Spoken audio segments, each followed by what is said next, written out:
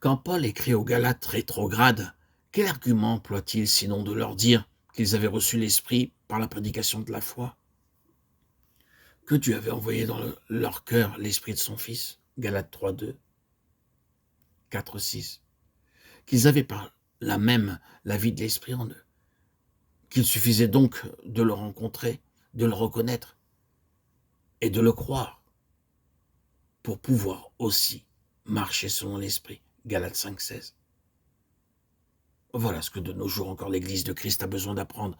Je suis intimement convaincu qu'on ne se fait pas une juste idée de l'ignorance des croyants quant à l'habitation de cet esprit en eux, et qu'on ne se rend pas compte non plus à quel point cette ignorance est la cause de peu de sainteté qu'offre leur conduite, du peu de résultats que produit leur travail au service de Dieu.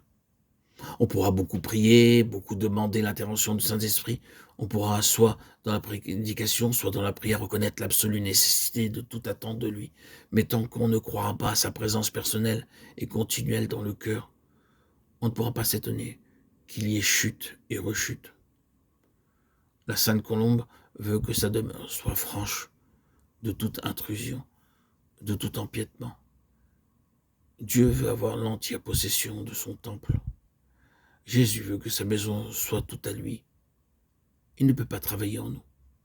Il ne peut pas nous révéler son amour autant qu'il le voudrait, jusqu'à ce que sa demeure tout entière, jusqu'à ce que tout notre être intérieur soit rempli de la présence du Saint-Esprit. Quand sent-on enfin reconnaître cette vérité?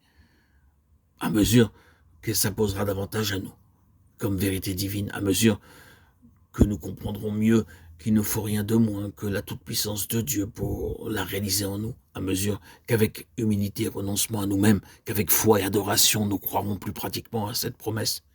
Il sera en vous, eh bien, nous verrons le Père l'accomplir avec joie en nous, pour l'amour de Jésus. Alors, nous éprouverons, nous aussi, que c'est la présence de l'Esprit Saint qui est la force et la vie de tout vrai disciple. Oh Seigneur Jésus, mon âme te bénit pour cette parole précieuse. Entre toutes, l'Esprit sera en vous. Avec humilité, je l'écoute, je la reçois toute de nouveau et je te prie de m'enseigner tout ce qu'elle signifie. Je te demande, et pour moi et pour tous les enfants de Dieu, de nous faire mieux comprendre ce que ton amour veut pour nous, de nous faire bien saisir que tu veux te donner si complètement à nous, que rien ne saurait te satisfaire mieux que de faire ta demeure en nous, d'être ainsi la vie même de notre vie. Et c'est pour le faire que tu as envoyé ton Saint-Esprit dans notre cœur, le chargeant de nous révéler ta présence, de manifester en nous la puissance de ta vie. Oh divin Sauveur, divin Seigneur, grand Dieu tout-puissant, Christ vivant, amène ton Église à saisir cette vérité si longtemps négligée et perdue, à en éprouver le bienfait, à en rendre hautement témoignage. Oui, Seigneur, Jésus, que partout se répande cette joyeuse nouvelle.